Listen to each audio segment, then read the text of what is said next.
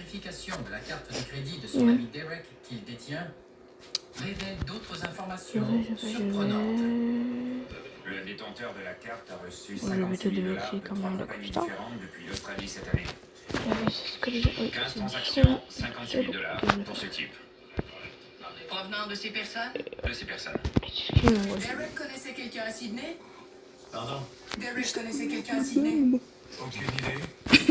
Vous ne savez pas. L'agente Alicia trouve un texto dans le téléphone du voyageur disant qu'il devait se rendre à Bankstown, la banlieue ouest de Sydney, pour visiter le centre commercial samedi. Qui vous a dit d'aller là? Un ami, celui qui m'a fait venir ici. Derek. Une fois sur place, qu'allez-vous faire? Acheter des souvenirs. Des souvenirs des parents. Rien de plus.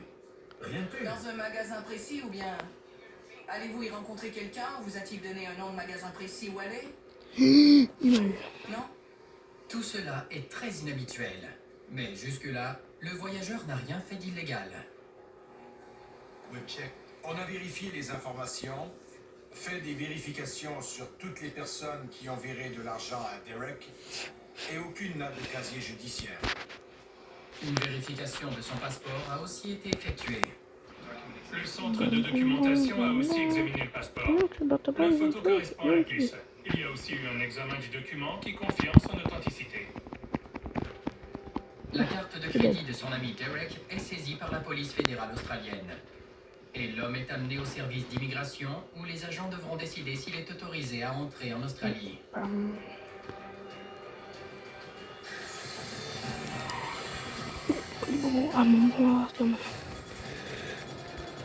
À la suite d'une inspection minutieuse, les agents des services frontaliers sont maintenant convaincus que ce voyageur ne transporte pas de stupéfiants. La carte de crédit appartenant à son ami Derek a été saisie. Nous le renvoyons au service des frontières où ils vont réévaluer le séjour en Australie. Quand une personne vient en Australie, nous devons être certains qu'elle est en mesure d'assurer ses besoins financiers. Il ne nous a pas dit qu'il connaissait quelqu'un en Australie. Il n'a pas d'amis ni de famille en Australie. C'est pour cela qu'on doit le renvoyer au service de l'immigration. Qu'est-ce que c'est de faire? Les agents de l'immigration interrogent le voyageur et prennent une Bougez. décision. Ah mais allez, on met à tout le Nous monde. avons encore des doutes quant à ses activités Je ici. fais ce que je demande Mais maintenant nous n'avons pas et... suffisamment de preuves pour justifier l'annulation de son visa. Nous n'avons pas de preuves solides de ce qu'il a l'intention de faire ici.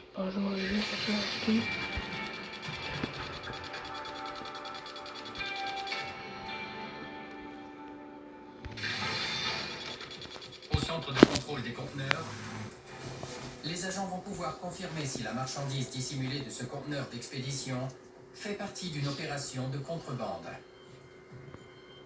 Des cigarettes non déclarées. Cela représente un montant important non versé de taxes sur les produits et services. L'agent William fait une dernière vérification pour confirmer le contenu. Je vais ouvrir un paquet pour m'assurer que ce sont bien des cigarettes. Selon moi, c'est du tabac.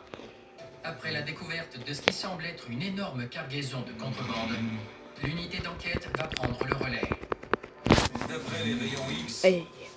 cette partie, c'est la marchandise de dissimulation. D'accord. Tout le reste, ce sont des cigarettes. Ça doit représenter 4 millions de cigarettes. 4 millions? Ouais.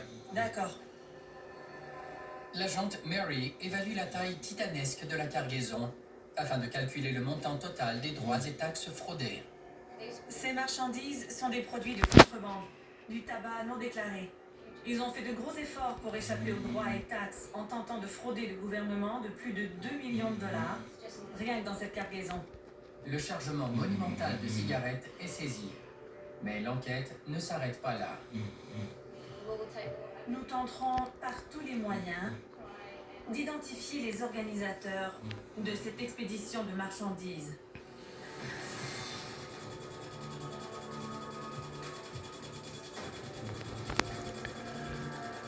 Oulala, oulala. Quand même.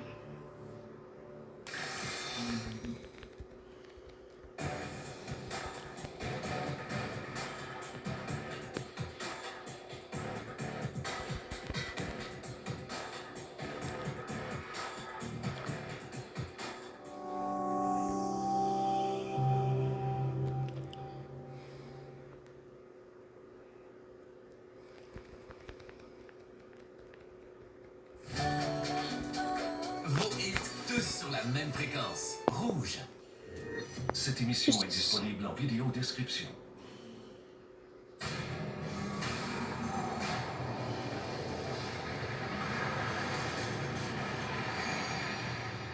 Il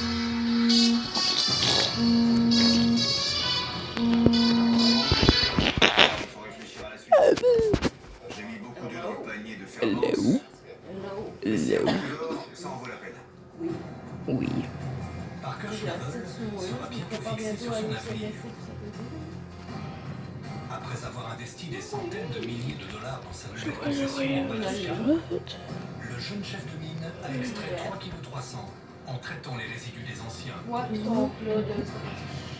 Mais il s'intéresse surtout à la fosse du Loup, une zone vierge qui pourrait cacher au moins 60 kg d'or, l'équivalent de plus de 3 millions de dollars. Là, des grands mots à moi. Importante. Peut-être la plus importante de la saison. Ah, je peux Par rapport aux informations que nous apporter. Ok. Il veut pas. L'équipe de Parker creuse depuis plus de 2 mois déjà pour atteindre cette couche de terre aurifère. Non. Ce projet se transforme en gros. Que je fasse Toute la pluie en qu'on se prend sur la mairie, tête, je vais de la ça rend les conditions très difficiles. Il y a 3 semaines, la fosse a été inondée au point de devenir un vrai lac. J'aurais eu plus de chances de rentabiliser à Las Vegas les 500 000 $ investis là-dedans. Après un âpre combat mené contre l'eau, le contremaître Mark Force atteint enfin la terre aurifère. Parker va maintenant savoir si elle contient assez d'or pour lancer pleinement son exploitation. Salut! Salut, ça va? Et toi? Bien. Pas du nouveau? On a trouvé le gravier et on a viré la boue. Je pense que c'est une bonne zone de test. Parce qu'on est au niveau le plus bas depuis qu'on a commencé. Ok, je vais faire des batteries. Ouais. Ah, il veut vraiment pas. Hein. Si elle dort, on pourra la traiter. Ouais.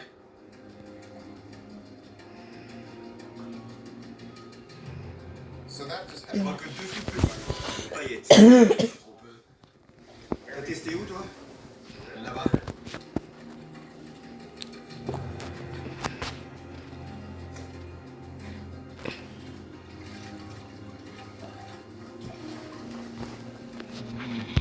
Ouais, c'est déjà mieux. Il y a 35 toutes petites paillettes. Mais même si c'est fin, c'est une très belle battée. Ouais. Comme les battées ne sont pas régulières, vous allez traiter 1500 mètres cubes. Ok. Je retourne 2 jours dans le Yukon et on verra ce que ça donne à mon retour. Pas de problème. Non, je vais le dire à Michael. Vous pouvez amener cette terre à l'unité. Wesh, mais non, boy. Je suis. Et bien là. L'opérateur de pelleteuse Michael Baudry commence à creuser la terre aurifère. Je pense que Parker a hâte de voir ce qu'il y a au fond de ce trou. Tu m'étonnes. Qui est le plus impatient, lui ou nous? Le chauffeur de camion Phil Wickert et l'apprenti chef de mine Tyler Mahoney la transportent ensuite vers Red Rocket, l'unité de lavage. Ça fait du bien de transférer la terre de la fosse du Loup. C'est clair, ça prend enfin tournure. C'est pour ça qu'on fait ce métier. Si le nettoyage est bon, ce sera positif pour l'année prochaine. Allez, on enclenche.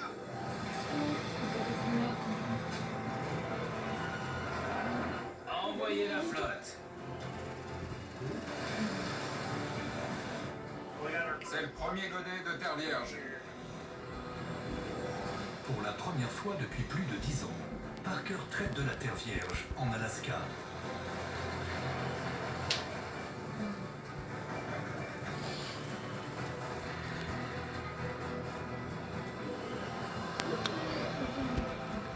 Le résultat de cette fournée sera soit bon, soit mauvais. Mais j'espère voir beaucoup d'or. Là, il y a eu beaucoup de monde.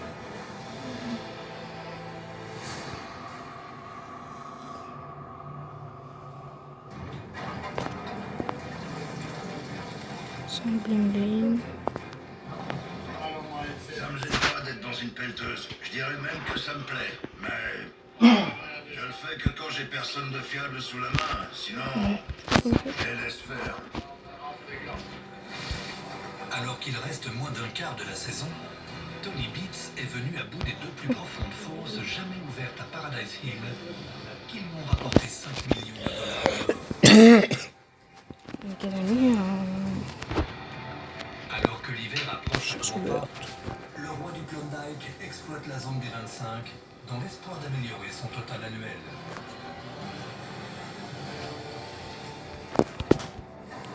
Et puis là, Si on envoie toute la terre de cette fosse dans le Tromel, on sera tout près de l'objectif.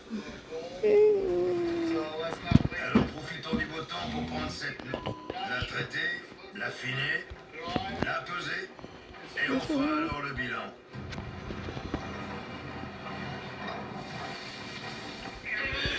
Je t'écoute, Face. Il y a quelqu'un au bureau qui voudrait te voir. Ok. Je sais pas qui est quelqu'un, mais on va voir ça.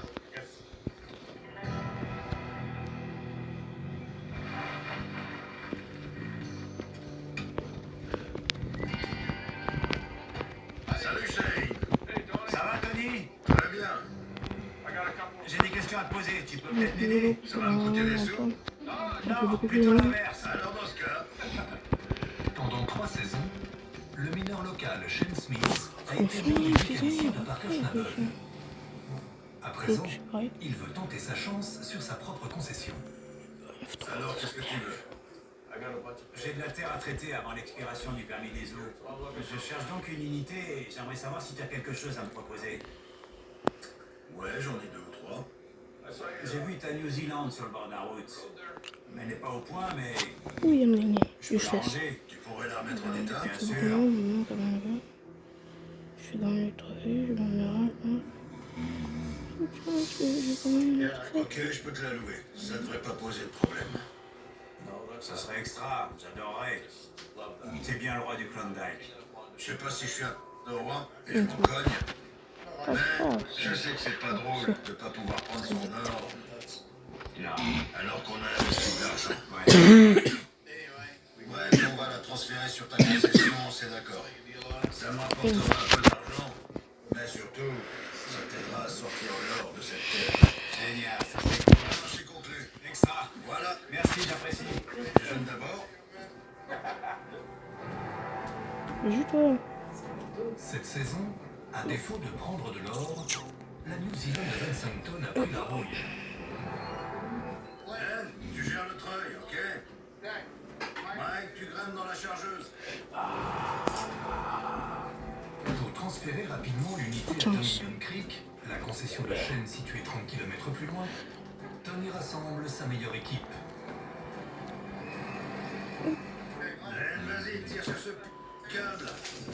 Mike, pousse. Oui, je gagne. Stop. Mike, tu peux bouger. Len, continue. Tire sur cette...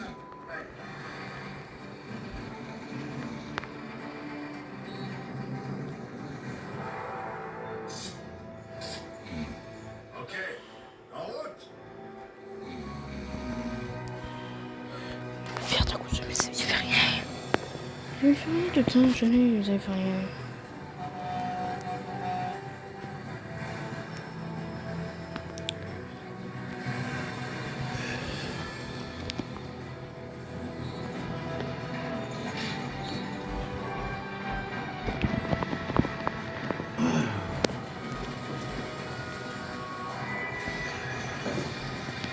Oh,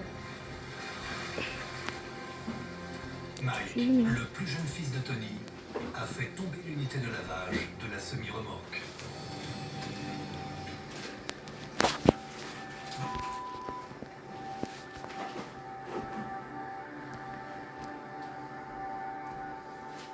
Arrête de filmer avec ta caméra, je plaisante pas.